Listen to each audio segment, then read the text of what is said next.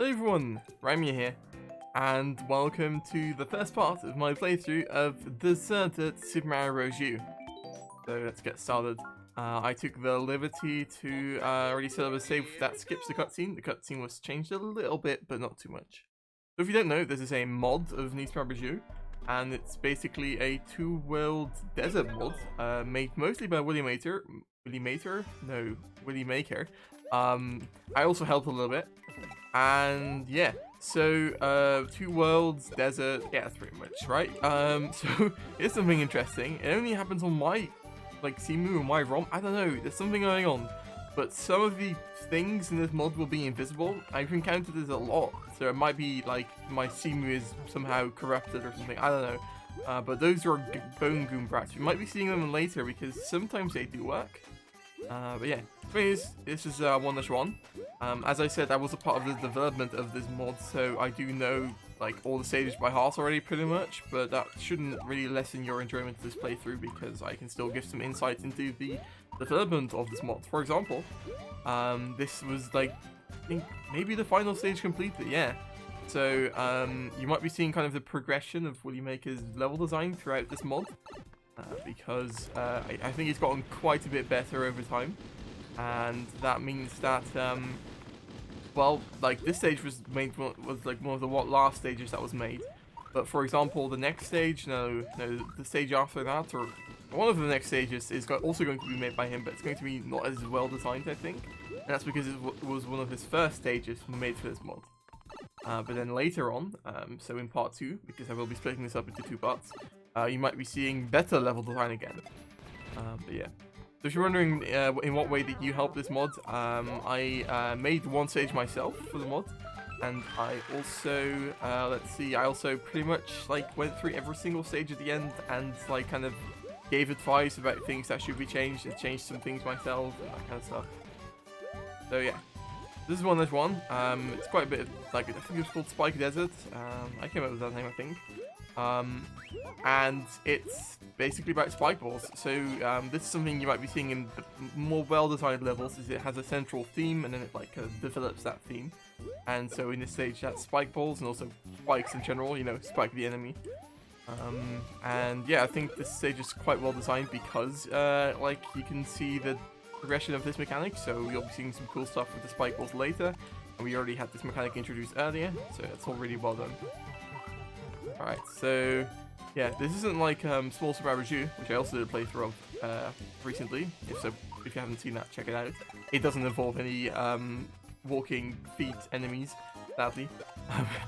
But unlike Small Super Mario Bros. U, this really does have more retail kind of levels where so the theming is maybe a little bit more custom. The level design itself is more in line with actual New Super Mario Bros. U.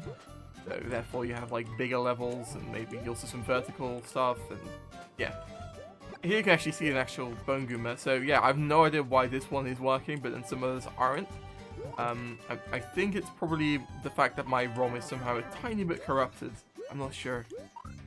Oh, I shouldn't fall down here. I think, yeah, it's like this. Make sure not to throw the POW into the void. That would be a big shame. And I think yeah, we're at the end of the stage now. So I didn't get the second star coin. I'm trying to think where that was, but honestly I don't remember. I'm not going to be bothering to get every single star coin simply because that would kind of break up the flow of this Let's Play, I think.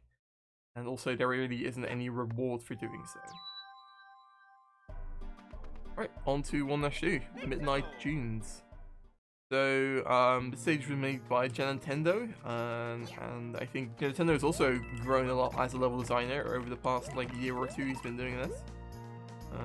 Oh yeah, right, yeah. So you have to. Oh, here's something funny. You can do this, and it's like weirdly buggy, but like it sticks to the barrel for some reason. Like I can't get this off me, even though it looks like it's almost about to fall off. Yeah. At least it doesn't crush the player. Yeah, that's a pretty cool star coin. Interesting, I think it's supposed to spawn some coins when you get that, but then like sometimes it doesn't work. It's weird. Also interesting how you can see the very bright quicksand, but then the rest of the stage is obviously quite dark. I think that's because recoloring quicksand is quite tough to do. Well, I like how we just got a 1 up there. That's nice. Yeah, because the quicksand tends to like lose its contrast when you recolor it. So I think that's not something that's done that much.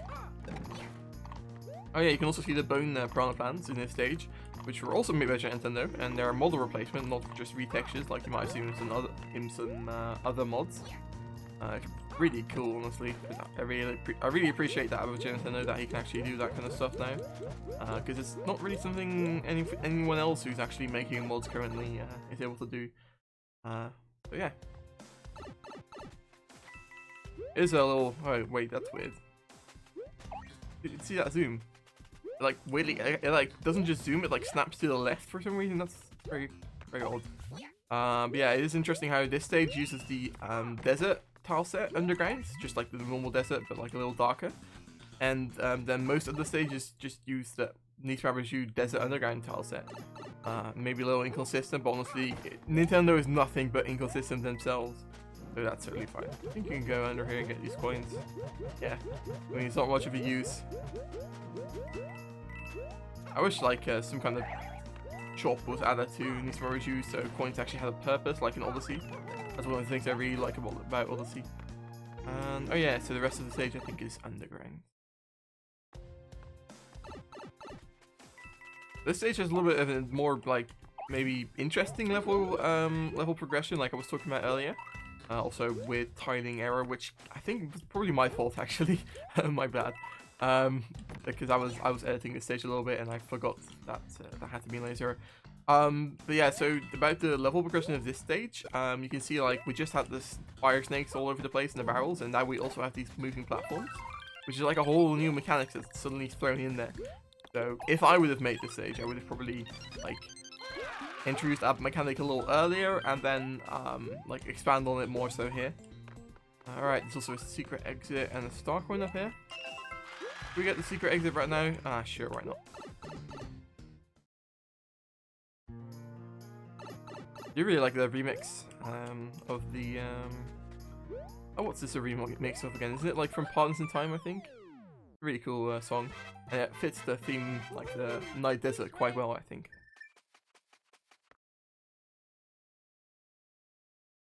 Yeah, let's see, secret exit. So this won't be leading us any further than this secret stage. We won't be going to World 5, sadly, because like I said, this is a 2-world mod, and that means that it only spans World 1 and 2. It's not like, for example, like Cloudy, where okay, we're gonna get a nice little cutscene. Where it goes from like World 1 to World 5 to World 7 to World 8. Even though that ends up being only a little bit longer than if you do these full 2 worlds like Deserted did. Yeah. Alright, time for Seashore Sands. Oh yeah, so this stage is a really cool background, I think. And also one of the things I did last minute, I think Willie Maker made this stage, but one of the things I did last minute was actually like completely change the tile set of this, which took quite a while. But yeah, this stage makes use of this unused mechanic where pipes actually can be affected by gravity, which is really interesting. But only like affected by certain mechanics such as water spouts, but maybe not like other things. So it's not like a midway, which can pretty much be affected by everything if you give it gravity. Oh, I don't want to get crushed there. But yeah, so that's an unused mechanic that this stage uses. Can I please, for the love of toads? Oh no, I'm gonna. Okay, I thought I was gonna get crushed there for a second. There's no use in me actually per se getting all the star coins like I said earlier, but I still rather make an effort to do most of them at least. So yeah, the background in this stage is really cool. I think it's like honestly super interesting how well that worked, even though it's pretty much just like 2 backgrounds smashed together. But yeah, so it's like a I guess an Oasis background. If that makes sense because it's an Oasis stage. And there we go. Interesting how we have an Oasis, but we still have these piranha plants. I actually know why. That's because you can only retexture a piranha plant like once in your hack, and that's what they'll look like for the entire hack. Because piranha plants are also on the world map, and so they always use the same model. So that's why we have bone piranha plants, even though you really wouldn't want to have bone piranha plants in your Oasis, I think, if you had a choice. Oh, I was about to. All right, you float with a power block. That's interesting. Okay, so there's only a couple left. Damn it. Oh, and the star coin, right. Missed the second one, but once again, I don't really care. Oh, salt. Okay, don't. Rude. Oh, gold. Yeah, so if I have to criticize this stage, I think the second half isn't as well made as the first, and also it kind of gives up on the whole pipe with gravity mechanic, and instead kind of just goes for more general water spouts. I also think for an oasis, it feels more like just like a sea, you know, because there's just water everywhere. If I would have made like an oasis stage, I would have probably had like water in little puddles and like little lakes, not per se, across the entire stage. No, we're not gonna do Miiverse. I guess we will save just in case we get some kind of random crash because like a nabbit path isn't applied. So yeah, okay. I guess I'll probably skip till we get back to where we were before we took the secret exit in this stage, and I'll see you guys there. And we're back, I think. If I'm not mistaken, the star coin. Right, yeah, okay. So this is where we were. I don't think there's much of the stage left actually, so I could have just as well skipped through the entire thing. But oh well, here we are. So yeah, some more fire snakes, I guess, because that's full of the mechanic. I don't know. And yeah, I think this is already the end of the stage. So super interesting jump cut right there. Got some more lovely bright quicksand, but that's alright. Can I please? There you go.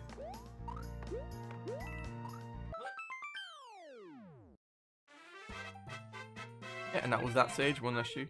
I guess it's the classic to make 1-2 at least kind of an underground stage. Does make you wonder like what happened to the Mushroom Kingdom for there to be so many caves. Right. So onto 1-Tower, which isn't the tower. In fact, I would have probably changed the tower icon of this stage to be like a pokey or something, but oh well. Here we are anyways. I think this level was made by VK. It was originally made for Super Mario Moonlight World. He's quite disappointed in it, but I actually think it's an alright stage altogether. Like, it's totally fine. Got some more bone piranha plants, which, by the way, unlike Need for Speed unlike Need for Speed 2, you can't kill it with you can kill it with fire here, but you can't do so in Need for Speed 2 because they're obviously like bone enemies. That's not a change per se. That's just because they're retextured in this version instead of like a completely different sprite. And we got some more lovely feet. Awesome. I think there's something down here, isn't there? Oh yeah, this bonus room. Originally this bonus room actually didn't have anything in it but the star coin. But I added this pokey and some coins because, like, I don't know, it had to be something. I don't know.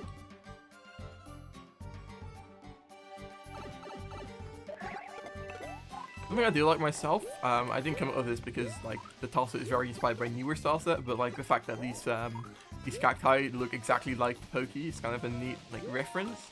So I guess it might, like, confuse some people who aren't as familiar with it because they might think, like, not the piranha plants, the pokies and the pokey cacti can both hurt you, whereas only the pokies can.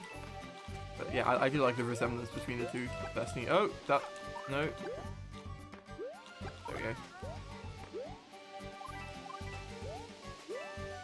Yeah, I guess if we were talking about level mechanic progression, this one is mostly I guess there's a little bit of pokies, but also mostly, I think, piranha plants and sand spouts, which is a mechanic that go together well. You can also see that same combination in 2-1 from Need for Speed Wii, I think. I also like that little section right there. I think I had a section like that in my 2-1 for Super Mario Evolution originally, like the very first version, 3 years ago. And that's Star Coin number 3. I think originally the power was like just right here. But that kind of meant that like most people just throw it right here and you'd get the star coin. It would basically just be a star coin for you throwing the POW. So I placed the POW over there to make sure it's like a little more challenging at least. Tiny bit, I don't know. And there we go. That was 1-Tower. A lovely tower stage if I do say so myself. Yeah, so I guess I don't know, I'm not entirely sure why this change was even made, to be honest. You can also see we just like killed an invisible Boom Boom. I would have personally rather had a tower here, because tower stages are cool and it also wouldn't have been as janky. But hey, that's up to Willie Maker, not me. Alright, Mushroom House Hill, TD Valley-3. So it's actually TD Valley-4 if you don't count the tower now, or well, if you do count the tower as a normal stage. I think this stage was inspired by, I don't remember, like one of the Mario and Luigi games had a deserted food town, I think, with also this music. I believe so. Honestly, I haven't played those games since I was like 5, so I wouldn't know. But yeah. Oh, wait, what? You see that? That was just like a pokey chilling. Nice. Why did it feel like we just... Oh, what? What? Wait, what? Mario is stand Jesus now, I think? Okay. Cool. There's just tiles down. What? Okay. Can I... Oh, yeah. What? I've tested this game like 3 times already. I've never seen this. I haven't seen anyone else see that either, honestly. That's hilarious. Okay, confirmed. Mario is Sand Jesus now. Cool. I think originally this laser section had like nothing in it. And it was just like the intended way to go, but now it's a little more interesting. Oh, hey, we have some feet walking up there. Maybe there's something interesting going on. No, it's just feet. Alright. Cool. And whoops, that can go as I had planned. Obviously, the preferred power-up for killing a Pokey is an Ice Flower. But I honestly like that the Ice Flower isn't given in this stage or in most of the stages with Pokies because that like just means you're overpowered. Oh, okay, that works. I think we've probably missed the first Dark One. No, we haven't. Okay, this is one of the things I'd also change. This is blind jumps. You can kind of jump over here, but I think if you see, like if I'd actually jumped where the arrow pointed, I would have just fallen to my death probably. Maybe this Ampler would have saved me, but probably not. So that's something I would have changed. But once again, I didn't make most of this mod. I was only really involved like towards the beginning and towards the very end with development. Apart from that, I mostly stayed out of it, except for giving some level design advice here and there. I think if I remember correctly, there's a pipe down here. Okay, glad that was, because otherwise I would have been dead. So yeah. I like this bonus room. It's very, very simple, but like I like how even the star coin within the bonus room is still a little hidden. That's a nice design, I think. Also, I guess that's that was the residence of a hermit toad. I don't know. Here we are. I like this usage of the mechanic, because you can kind of like go under the Pokies if you don't have a fire flower like I do. It's really cool. Like using the 2 mechanics of your stage, in this case the Toad House and the Pokies, together towards the end is like level design 101. But it is like always really nice to see. And yeah, that's the end of the stage already. Something I do notice about this mod is that it has a lot of strict timers, especially in upcoming stage 2-1, which we'll see in part 2. Has a like 200-second timer. I think it originally even had a 150-second timer, which is even more crazy, of course. Oh yeah, that's something I added. I gave the toad in this section a little house. Nice.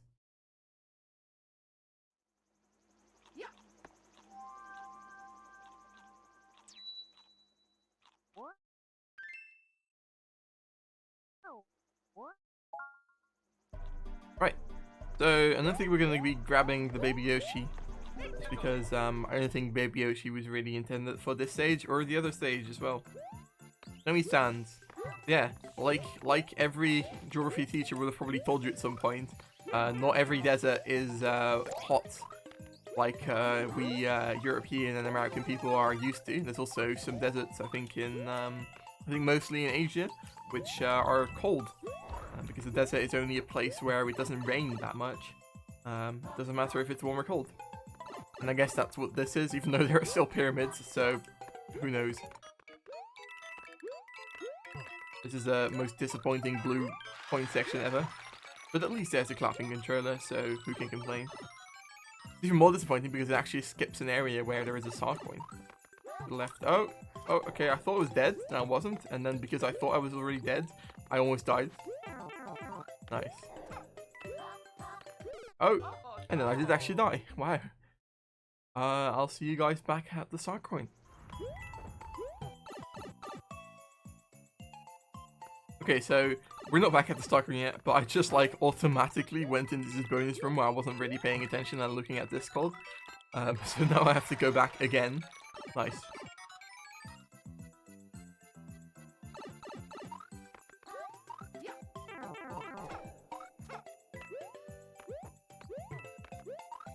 And now we're actually back at the star coin. Alright, so I think it's right there, yeah. There's a lot of those, we call them Willy Maker star coins. They're very simple, always without bonus rooms. And usually just in like layer 0 walls or something. But hey, you gotta have a Willy Maker star coin sometimes. This isn't a Willy Maker star coin, even though it was made by Willy Maker. Because here's like a little bonus room and stuff. A very strange bonus room, I do admit, this one. I also don't really think the bonus room music was warranted for this one. Nintendo only really tends to use those types of music for their bonus rooms with the actual bonus room tile set. So these kind of like more challenging things are mostly just using the original music, I think.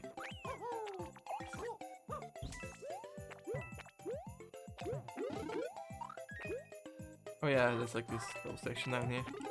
That's always nice, adding someone up to your stage, especially if your stage is a little harder, to make sure that people don't get like stuck and getting game over or something. Not that this stage is all that hard, to be honest, but yeah. And then I think, yeah, down here's the oh, yeah, there we go. Right, and I think, yeah, one last green coin section, which green coins and red coins are also Willy Maker's favorite tool, I think. And there we go. A pretty well designed stage, I think. It's totally average, I'd say. The only thing I'd probably change is make that blue coins like room a little more like useful, and also not make it skip the star coin. Because it's almost like a harmful bonus room at that point. Right, and now on to the stage I developed.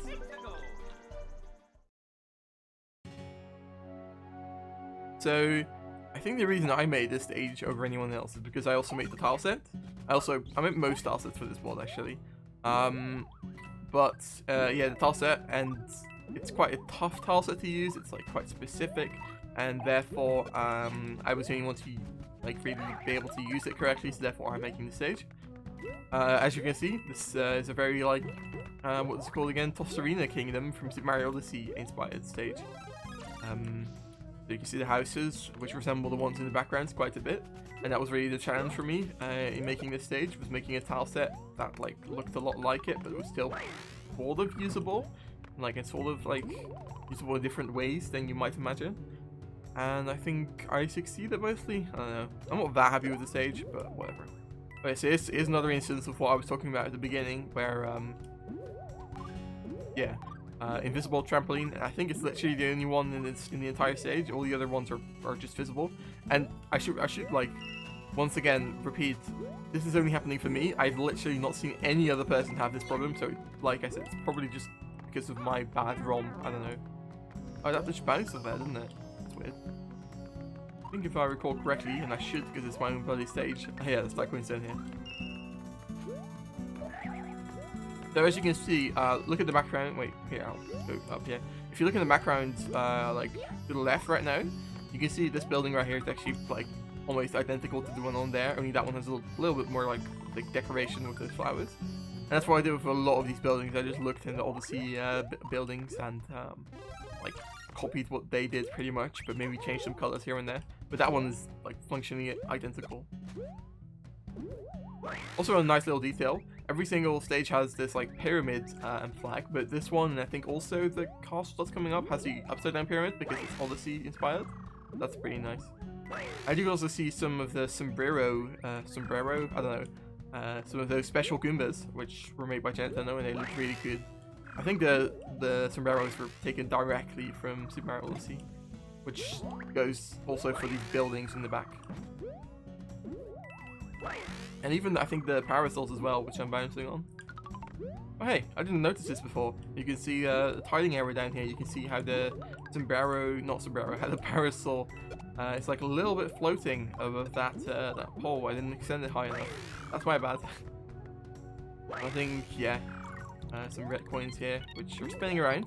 I didn't know you could even spin red coins for a while there, but apparently you can. So I used it in this stage. And then you can also see the star coin, which, there we go. Originally, actually, this gap down here was like only 1 block tall instead of 2 blocks. and so you had to like duck jump in there or something. It was crazy. Or you could probably do something like this, or I don't know. And I should remember correctly because it's my own stage. And yeah, here we are at the end of the stage. Fun fact, this is something VK discovered. If you take your baby Yoshi to this stage, it will actually walk up to the top of that building that up there instead of down below. But it still ends up making it to the castle, luckily. But yeah, you can see we even have the piranha plant, the bone piranha plant on the world map. Right, and now we're on to the castle, which isn't the final castle, because we also have World 2, though it is the final castle of this part of the playthrough. The next one should be uploaded in a few days. Yeah, so this stage is pretty well designed in my opinion as well. It's also made by Willy Maker once again. It uses a free color of the tower tile set, but also has some of these 8-bit decals, which I guess you could say are a reference to Super Mario Odyssey's 8-bit sections, though honestly, I just added them because I thought they'd be cool for a pyramid. So I think the main mechanic of this stage is like bullet bills and jumping on them and stuff, and I think that mechanic is really well executed. Maybe not the kind of mechanic that Nintendo themselves would probably have in a stage, like forcing you to jump on bullet bills. But I think it's the way Willy uses it in this stage is like, great, honestly. Maybe it wouldn't be so fun in multiplayer, but most mods aren't really played in multiplayer because most people play them on Cemu, which is an emulator, and playing multiplayer on emulators is quite a pain, I think. You can also see some of the red sand down here, which I guess is a reference to Odyssey as well, because the desert in that game is red. So the usual more light grey, yellow kind of stuff you'd see in the west. Right.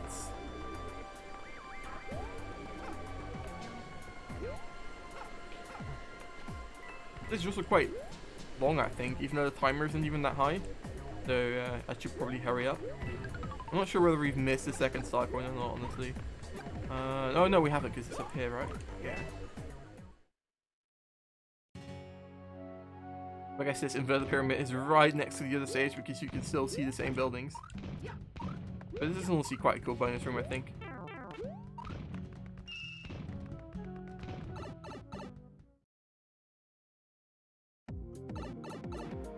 And I think we're coming up to the end of the stage now.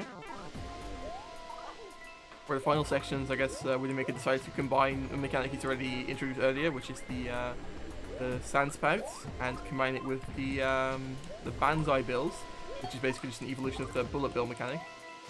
And I think that's pretty well executed. The section is maybe a little too random and also a little too hard. I don't know. I think there's a power up, right? Yeah. Okay, so let's get this last star coin because why not? There we go. Onto the boss fight. Now you might have noticed there wasn't actually a airship flying around the inverted pyramid like there usually would be in these rubber. But we still have an airship over here with Rory. And we're gonna fight him. Also, if you notice, the background is blue over here, like the sky. And if we go in here, suddenly it's yellow, or like light grey yellow, I don't know. So that's just a little inconsistency. That same inconsistency also appears in my own stage, so I can't really say it's like something Willy did himself.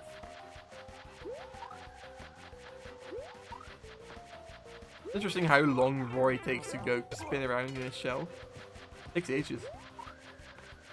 It's like 1, 2, 3, 4, 5, 6. 6. He goes around 6 times. Crazy. But yeah, with that very easy and anticlimactic boss fight, and also Mario jumping on nothing through the inverted pyramids while killing nothing and said nothing crashing, we end off this episode. So I hope you enjoyed it. If you did, make sure to leave a like, and if you haven't already, like, subscribe if you feel like it. I don't know, can't force you to do anything. But yeah, that's been it for this episode. I hope you'll check out the next one, and bye bye.